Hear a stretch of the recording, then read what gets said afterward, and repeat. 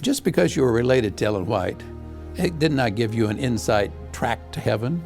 It certainly did not mean you were perfect. Tragically, Ellen White, who was a twin, she and her twin sister Lizzie, or Elizabeth, but her nickname was Lizzie.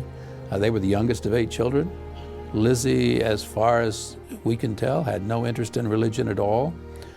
So there's not some inside track to perfection or heaven. This, I should add about Lizzie, this troubled Ellen White no end, that her sister had no interest in religion. Well, just one illustration of a white family member, just so you can realize they're real people, and they were not always perfect. In the late 1860s, James White had some strokes, several strokes. And Ellen White, concerned about her husband's health, wanted to get him out of Battle Creek, Michigan, where all the pressure was, because that's where our institutions all were in those days. And so she took him up to Greenville, Michigan.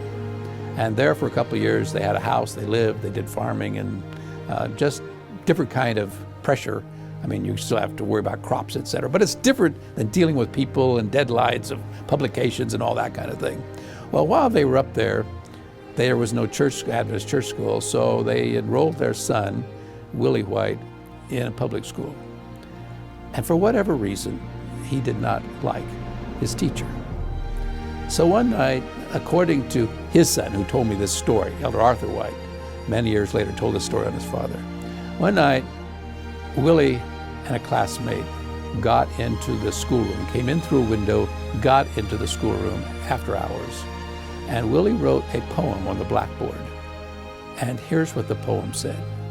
The devil flew east and west, north and south, and caught up Miss Jones in his mouth.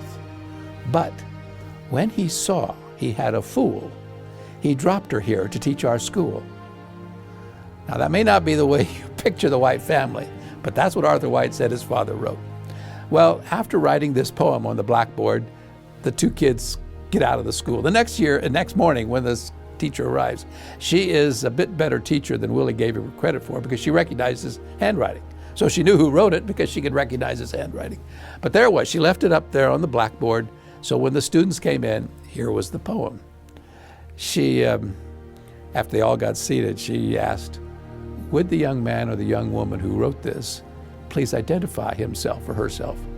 Now, many, many things have changed in the last 150 years, but some things have not.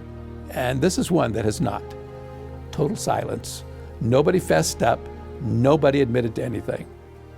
So, since she recognized the handwriting, she went over to Willie's desk and she said, Willie White, I recognize your handwriting. I know you wrote this. I want you to take it back. In other words, I want you to apologize for what you've said about me. Well, here's what Arthur White told me his father's response was. I can't take it back. Now that's bad enough. He probably should have stopped right there, but he didn't. He said, I can't take it back because my parents have taught me always to tell the truth. I said to Elder White, what happened to your father after that? He said, you know, that part of the story has never come down. I don't know. But he said, I know a little bit about Grandpa White. That would be James White. He said, I know a little bit about Grandpa White's reputation. And my guess is that they had a session out by the woodpile. Today we would say he got a whipping. It's just another reminder. They were all real people. And Willie was no exception. James and Ellen were no exception. They obviously, even though the story may not have included this part, they obviously also had a session with a teacher to talk about their young son. So yeah, they were real people.